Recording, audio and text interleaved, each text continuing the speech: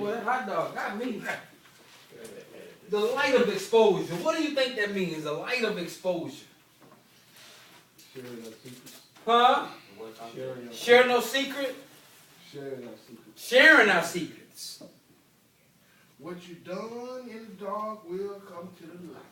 What you doing in the dark will come to the light. What's done in the night is shown in the light eventually. Okay. Here he refers to as the light of exposure. He's saying the thing that I expose to light eventually has to die. Remember we talked about that double agent, that mole, and a mole's greatest strength is staying hidden. And so anything that stays hidden in the darkness is safe. It continues to live, but as soon as I expose it, then it has no choice but to die. He talks about our secrets and whatever this thing is that we're trying to keep covered up. He says it's best we expose it, put it in the light so that we can live. A double agent knows that if he is ever exposed, that he's going to die. Our disease understands that as well, and so he tells us, don't tell nobody, don't share that with nobody, don't expose that. But I found out my disease never has had a problem exposing me. I'm walking down the street barefooted because I done sold my shoes somewhere. You know, disease don't care. Disease don't care because I'm homeless. It don't care because I'm stinking and want nobody sitting next to me on the bus. Don't care. It will expose you, but we are afraid to expose it. He says these defects grow in the dark and die in the light of exposure. Anything that we can take, that we can keep hidden, eventually grows, and it grows out of control. Says the fifth step asks us to share our true nature with God, with ourselves, and with another human being. It doesn't encourage us to tell everyone every little secret about ourselves. It doesn't ask us to disclose to the whole world every shameful or frightening thought we've ever had. Step 5 simply suggests that our secrets cause more harm than they do good when we keep them completely to ourselves. Says if we give in to our reluctancy to reveal our true nature to even one human being, the secret side of our lives become more powerful. And when the secrets are in control, they drive a wedge between ourselves, our high power, and the things we value most about our recovery.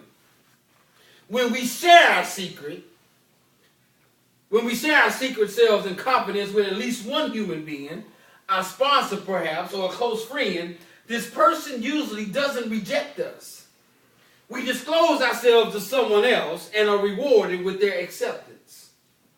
When this happens, we realize that honest sharing is not like threatening. The secrets have lost their power over us. Ain't that something? And it's amazing. We really think that. We think that, man, if I share this, man, I'm just going to die. If I share this, then I'm going to be rejected. And we come to find out when we share that very thing that we think was the worst thing in the world, you know what happens? Some folks look at us and be like, you know what? Okay, man, they don't reject us, do they? See, when you get into step 5 and they start to talk about confessing our sins, basically confessing one to another. See, it's just not good enough. He says I got to admit it to myself, tell somebody else, and admit it to God. That seems like a whole lot, don't it? But you see where it started at with ourselves. That when I can admit it to myself, then I have no problem with getting honest with God. And I have no problems when I get honest with God because I didn't got right with God. That's all that really matters. Then I really have no problem sharing it with you, Glenn. You follow me? And so he says that these secrets, these things that we have covered up, man, at some point, they're going to have to be uncovered. They're going to have to be exposed. They got to die or keep living in it. The true nature sometimes says that you know what? We don't always want to get down to the true nature of it, do we?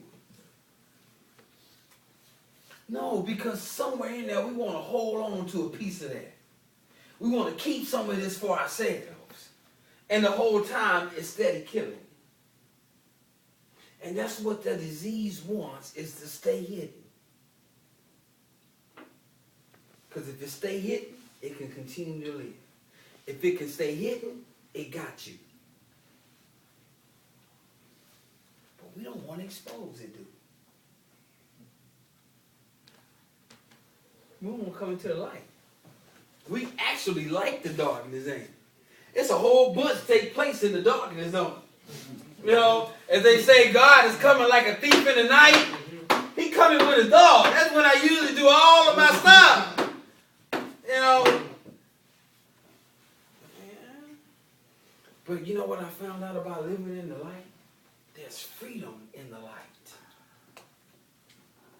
There's freedom in the light. Because most of us ain't finna go out there in the middle of that parking lot right now and do nothing crazy or let it get dark. Walk across the parking lot butt naked. So, you know what I'm saying? We ain't finna do a whole lot in the daylight. But all when night comes, and we think ain't nobody looking.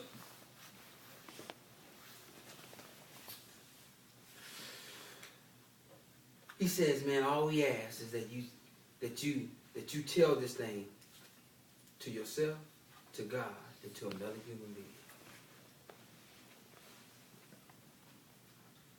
Have you ever thought if I just get honest with myself and God and another human being, I may stay clean? That whatever secret that I think is so terrible, that if I tell you, you're not going to like me, you're going to reject me, you're going to have nothing to do with me, that if I just get rid of that one, that may be the one. And when you really think about it, the things that you have shared, the people that you shared them to, really didn't care, did they? Like you said, those resentments that we are holding against people, that it really doesn't matter. They living their lives and we somewhere studying getting Right. things about them same resentments. They just went on about their business. And they could be so small to where we just blew them out of proportion ourselves. Mm-hmm. What you will find out is that it really wasn't that bad. It really wasn't that big of a deal. But a lot of it comes because I haven't forgiven me. I haven't gotten all right with me, so I think everybody else around me is messed up. And all they're saying is, man, you know, we don't care. I got a homeboy, man, that moved from Victoria, that lives down here, and he lives an alternative lifestyle. And we play ball together, you know what I'm saying? And he will not talk to us. He will not answer our calls. And all I'm trying to tell him is, we don't care, dude. We don't care what kind of life you live. I know you as this. And that's who you are to me. We don't care. About 3, 4, 5 of us have tried. And it's not like it's a secret. But I guarantee you, maybe it has some shame and some guilt in there or something. Go that way. Go that way. There you go. Maybe it has some shame and some guilt in it. I don't know. But my point is that we don't care. And what you will find out is the thing that you think is the worst thing that you ever did in the world, some people around you, when you tell them, be like, oh, okay, that's it. I've seen it happen. Thought it was something important. Huh? It's like I thought it was something important. Right.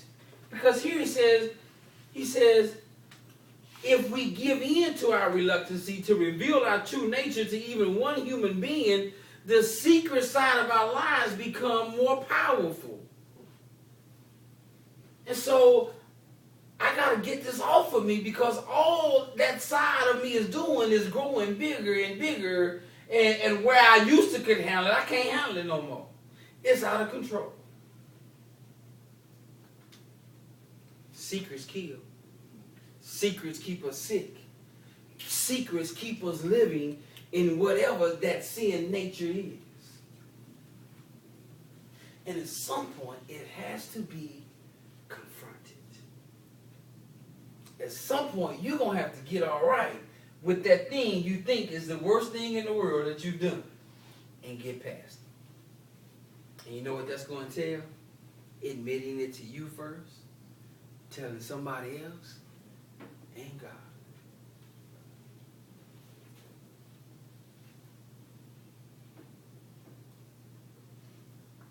Defects grow in the dark, and they die in the light of exposure. See, most of us just need our skirt blown up. You follow me? Yeah, we just need to be exposed. And sometimes, you know what I found out? Is that when we will not expose ourselves, the disease has no problem exposing us, though. You know, you be walking around, I ain't getting high, walk down the street and your skirt go up, and say, oh, yeah, you getting high. Crack exposes us. Addiction exposes us at whatever level that is. Whether it be sex, shopping, because you can tell the person that got a shopping addiction because they get exposed on you. You go over their house, they got some brand new Jordans on, but they ain't got no lights. Yeah. You've been exposed. You know what I'm saying? Or you driving a big old BMW, but you ain't got no house. That's a house number. Drive one of them big old things. Staying in the park. You know what I'm saying? It exposes us at whatever level. It has no problem exposing us. It wants to expose us at some point. You know what I think at the point it wants to expose us after it has used us up. Sooner or later, he got to put you out there. Or we put ourselves out there. But y'all get the point? The very thing that's keeping me sick is not going to die until I am willing to expose it. I got to be willing to say, all right, man, this is enough. You've controlled me enough. I've given you enough power over me. Because remember, when we do not share it, all it does is grow more power. And at some point, we got to understand that we will heal through that. Don't worry about what somebody else going to do with your junk. Don't worry about what somebody else going to do with your trash. Because this morning when I put my trash out, I didn't sit out there and wait to see who's going to pick it up or go through my trash before the garbage man came. Don't worry about what they do with your garbage.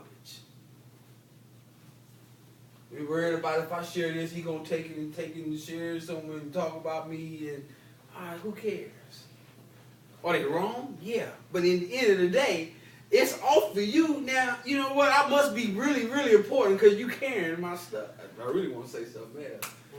You know what I'm saying? Expose it, expose it, expose it. Remember we read in Feeding Your Appetite, he says in one of those ways that we deal with the mold is to manage it aggressively, handle it basically, I'm paraphrasing now, constantly, and expose it consistently. That's how he knew, at least I knew, exposing that thing, because every day is something to be exposed about what I suffer from. To the girl smiling at me at this grocery store, and my thinking saying she want me. See, if I don't call somebody and share that, I'm asking for her number. You hear me? Yeah, because she want me.